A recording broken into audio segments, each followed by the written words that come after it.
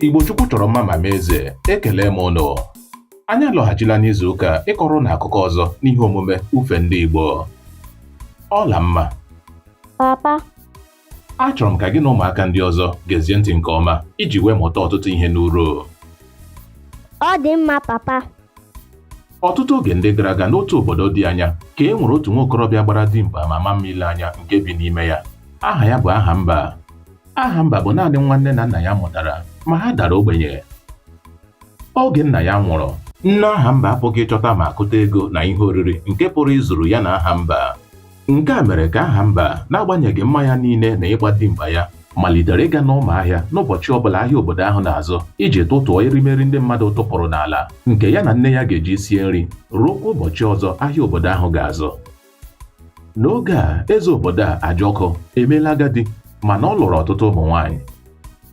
Otu n'ime ndị nwaanyị eze, Akwaugo, onye ka bụ ezigbo nwa agbọghọ ma ma mma ile anya, bụ nnọọ onye na-anọkarị n'obi mwute oge niile n'obi eze n'ihi na onye eze enweghịkwa ume iji lezie ya anya dịka nwaanyị. Akwaugo lụrụ onye eze n'ihi ego ya n'ihi na ezinụlọ ya dara ogbenye. Akwaugo malitere inwe agụụ ọjọọ ịchọta nwa okorobịa nke ga na-arịkpute n'ime ụlọ ya n'obi eze na nzuzo n'oge abalị. Akwaugo gwara otu onye odibo nwaanyị ya ihe ọ chọrọ ime ma rịọ ya ka o nyere ya aka ịchọta nwa okorobịa mara mma nke pụrụ ịbụ ọyị ya nwoke. Onye odibo ahụ nabatara inyere ya aka ma zọpụ ụkwụ ozugbo pụọ ịchọ nwa okorobịa mara mma ile anya nke ọma n'obodo ahụ. Ọ garịrị obodo ahụ n'ụbọchị ahụ ma ọ hụghị nwa okorobịa nke tozuru agụụ obi Akwaugo. Dịka ọ malitere ịlaghachi n'obi eze na nkụda mmụọ, ọ gara ahịa ịzụrụ ụdara na ube nke ọ ga-enye nwunye eze Akwaugo. N'ebe ahụ ka ọ nọ zute Ahamba ebe ọ na-atụtụ ihe oriri ndị mmadụ tụpụrụ n'ala. Odibo ahụ gakwuru ya ma kọrọ ya gbasara nwunye eze na mmasị o nwere n'ebe ọ nọ.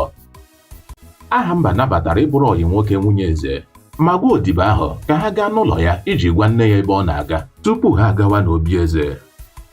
Oge ha bịarutere n'ụlọ Ahamba ma mee ka nne ya mara ihe na-emenụ, Ahamba na onye odibo ahụ zọpụrụ ụkwụ gawa n'obi eze. Ha zoro n'ime ọhịa ruo oge abalị wee site n'ụzọ mpio azụ ụlọ rịbata ma banye n'ime ọnụ ụlọ nwunye eze Akwaugo. Ozugbo Akwaugo hụrụ ya, ọ nwere mmasị n'ebe ọ nọ ma duru ya gaa ebe ọ sapụrụ ahụ ya nke ọma, ude isi ọma ma yiri uwe ọhụrụ. Oge ha nọrịkọtara ọtụtụ nkeji, Ahamba mere amụma ịlawa n'abalị ahụ n'ihi ụjọ na ya bụrụ na onye eze Ajọkụ achọpụta ya n'obi eze n'ime ọnụ ụlọ nwunye ya, ọ ga-egbu ya. Mana Akwaugo ekweghị ka ọ laa wee zoo ya n'ime ọnụ ụlọ ahụ ruo izu ụka 3. Ọ na-ebugara ya erimeri na nzuzo ma na-agbanwere ya uwe ya kwa ụbọchị ọbụla. Ahamba gbalịrị ọtụtụ oge ịgbalaga mana Akwaugo rịọrọ ya ịnọ n'ime ọnụ ụlọ ya. Otu ụbọchị, otu onye odibo eze nụrụ mkpọtụ dị aṅaa n'etiti abalị nke sitere n'ọnụ ụlọ Akwaugo. Ọ gara kọrọ onye eze bụ onye nyere iwu ka enyocha ọnụ ụlọ Akwaugo. N'ebe ahụ ka ha chọpụtara ma nwụchie Ahamba.